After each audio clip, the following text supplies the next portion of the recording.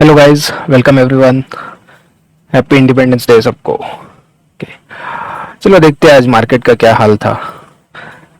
तो जैसे सबने देखा, निफ्टी गैप डाउन हुआ थोड़ा, और पहले 10 मिनट में अराउंड 120 प्लस 33 अराउंड 150 पॉइंट का डाउन मूव दिया।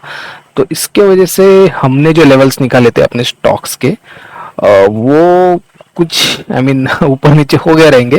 तो डिपेंडिंग अपॉन ये चीज़ वी हैव टू आइडेंटिफाई, मतलब हमें देखना पड़ेगा कि मतलब आप अगर अपने लेवल्स पे ट्रेड कर रहे हो तो थोड़ा बहुत आपको एडजस्टमेंट्स करना पड़ेगा।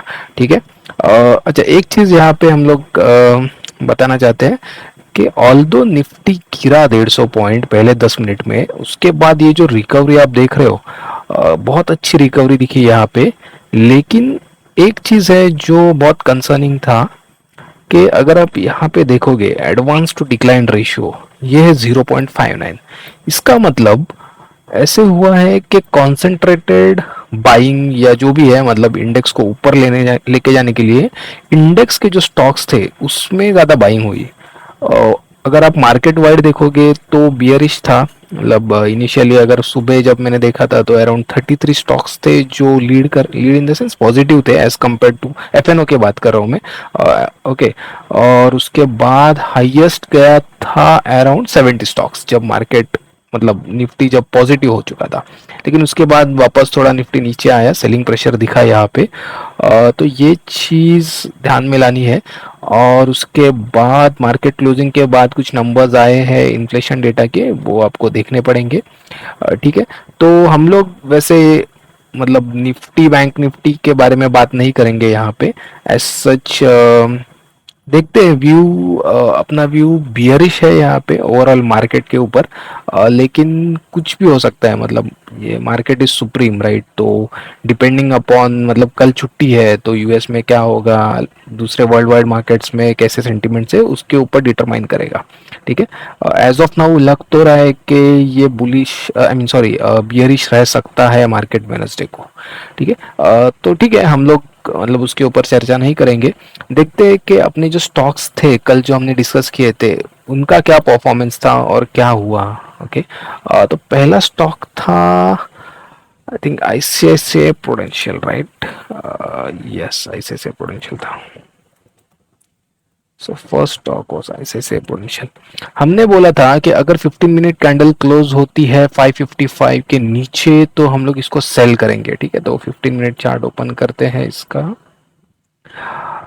फाइन। तो अगर हम लोग देखेंगे यहाँ पे, ये 9:15 की ये फर्स्ट कैंडल है, रेड कैंडल।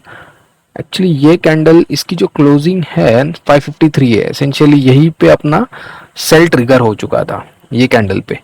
लेकिन इसके बाद ये ग्रीन कैंडल आई, और वैसे तो ये पोजिशनल कॉल था अपना, लेकिन इंट्राडे में हमने बोला था कि हम लोग इसको सेल कर सकते हैं for target of 550 with stop loss of 557। ठीक है। तो ये ग्रीन कैंडल जो थी, इसका हम लोग क्लोजिंग देखेंगे तो 556.4 है और हाई है 557.5। तो हम लोग बोल सकते हैं यहाँ पे अपना, मतलब स्टॉप लॉस हिट हो गया। तो टेक्निकली अभी मैं उसको थोड़ा ट्विक करके गोइंग फॉरवर्ड मैं ऐसे बोलूंगा कि हम लोग कैंडल की क्लोजिंग के लिए रुकेंगे। बिकॉज अगर आप यहाँ पे देखोगे कैंडल की क्लोजिंग 557 के नीचे है। ठीक है, तो वो टच करके आ गया और उसमें अपना स्टॉप लॉस हिट हो गया, हम लोग ऐसे बोलेंगे। लेकिन उसके बाद अगर आप देखोगे यहाँ पे, तो ये इसने टारगेट भी हिट कर दिया। मतलब इसका लो है 548, राइट? 550 का तो अपना टारगेट था। एनीवेज पोजिशनल पे अगर आप देखोगे तो ये फ्लैट है, फ्लैट इन द सेंस अपनी एंट्री के लेवल से फ्लैट है, अदरवाइज वैसे तो 5 रुपया नीचे है ये। ठीक है, नेक्स्ट स्टॉक डिस्कस करते हैं, मैकडॉल। मैकडॉल में भी कुछ सिमिलर, ये मार्केट एक्चुअली गैप डाउन हुआ और जो सेलिंग प्रेशर था उसकी वजह से ये सारी चीज़ें हुई है। बट ठीक है, जो भी है उसको हम लोग एक्सेप्ट करेंगे। मैकडॉल में ऐसा हुआ कि फर्स्ट कैंडल ग्रीन थी। ओके, तो यहाँ पे हमने बोला था अगर 15 मिनट की कैंडल क्लोज होती है 985 के नीचे तो हम लोग इसको सेल करेंगे। लेकिन आप यहाँ पे देखोगे, ये इसकी जो ओपनिंग हुई है 981 पे हुई है, तो क्या यहाँ पे सेल करेंगे? नहीं, बिकॉज ये जस्ट मार्केट ओपन हुआ है राइट, वो लेवल पे, और इनफैक्ट ये ग्रीन कैंडल हो गई, इसकी क्लोजिंग ऊपर हुई है, तो यहाँ पे तो हम लोग सेल नहीं करने वाले। ठीक है, आपको सेल करना है ये नेक्स्ट कैंडल पे। अब नेक्स्ट कैंडल आप देखोगे तो इसकी जो क्लोजिंग थी ये 983 है, तो ये अपना क्राइटेरिया सेटिस्फाई करती है। ओके, तो यहाँ पे क्लोजिंग के बाद ये वापस ऊपर चला गया और फिर नीचे आया, तो वैसे देखेंगे तो ये भी फ्लैट है। Okay, in terms of our cell यहाँ पे स्टॉप लॉस नहीं हिट हुआ है, बिकॉज हमने इसका कुछ इंट्राडे का डिस्कशन नहीं किया था, ये पोजिशनल डिस्कशन था। और यहाँ पे अपना स्टॉप लॉस था 1000, अगर 15 मिनट कैंडल 1000 के ऊपर क्लोज होती है तो हम लोग एग्जिट करेंगे। तो एज ऑफ नाउ ये ट्रेड बना है। ठीक है, नेक्स्ट स्टॉक था MFSL। MFSL में हमने बोला था कि अगर 840 के ऊपर कैंडल क्लोज होती है 15 मिनट्स की तो हम लोग इसको बाय करेंगे। ठीक है, तो यहाँ पे अराउंड आई गेस 10-15 836। ओके, ये कैंडल 1130 वाली जो कैंडल है ये 845 पे क्लोज हुई एग्जैक्टली। ठीक है, इसने हाई बनाया था 847 और 845 पे क्लोज हुई, तो अपनी एंट्री ट्रिगर हुई यहाँ पे। इसके बाद हाई दिया इसने 852 का, तो अराउंड 12 पॉइंट्स का यहाँ पे हमें मूवमेंट मिला था, पॉजिटिव मूवमेंट। तो इंट्राडे अगर किसी को लेना था, आई मीन वो प्रॉफिट बुक कर सकते थे, बट ये पोजिशनल के लिए है वैसे तो ठीक है, हम लोग होल्ड कर सकते हैं इसको। Right? ये हुई कल की बात, आई मीन आज की बात, सॉरी। अब देखते हैं कल के स्टॉक्स, जो कल इन द सेंस 15 अगस्त, तो कल छुट्टी है, 16 अगस्त के स्टॉक्स देखते हैं। ओके, तो ऐसे दो ही स्टॉक्स है, बिकॉज मार्केट का सेंटिमेंट्स क्लियर नहीं है तो हम लोग बहुत सेलेक्टिव है। वैसे लिस्ट में तो काफ़ी स्टॉक्स आते हैं, बट उसमें से हम लोग फिर से एक सिलेक्शन करते हैं कि कौन से स्टॉक पे डिस्कशन करना चाहिए। पहला है हिंडाल्को। ओके, हिंडाल्को में हम लोग सेल करेंगे। ये सब बियरिश लग रहा है इसका मूवमेंट, यहाँ पे आप देखोगे ऊपर नहीं जा पा रहा है ये आज के दिन में तो एटलीस्ट। ठीक है, तो इसको हम लोग सेल करेंगे। सेल कब करेंगे? अगर 445 के नीचे कोई कैंडल क्लोज होती है 15 मिनट की, ठीक है, ये लेवल के नीचे 445 के नीचे। ठीक है, इसको थोड़ा बड़े टाइम फ्रेम पे करते हैं हम लोग, 1 आवर फॉर एग्जांपल। ठीक है, ओके, अगर 445 के नीचे कैंडल क्लोज होती है यहाँ पे, इसका एक्चुअली ओके आर्ली चार्ट पे अगर आप देखोगे तो इसका 200 मूविंग एवरेज आता है अराउंड वो लेवल्स पे। उसके नीचे अगर ये क्लोज होता है ना कैंडल, तो इसको सेल करेंगे। ठीक है, स्टॉप लॉस रहेगा सॉरी, स्टॉप लॉस रहेगा जब 5 मिनट कैंडल क्लोज होगी 450 के ऊपर। ठीक है, तो अराउंड 5 रुपए का स्टॉप लॉस है। टारगेट है 435, तो 1:2 का रेशियो है यहाँ पे। ठीक है, तो 435 अपना टारगेट है अराउंड ये लेवल पे। ओके फाइन, तो 1:2 का टारगेट है। 445 के नीचे जब 15 मिनट कैंडल होगी हम लोग सेल करेंगे।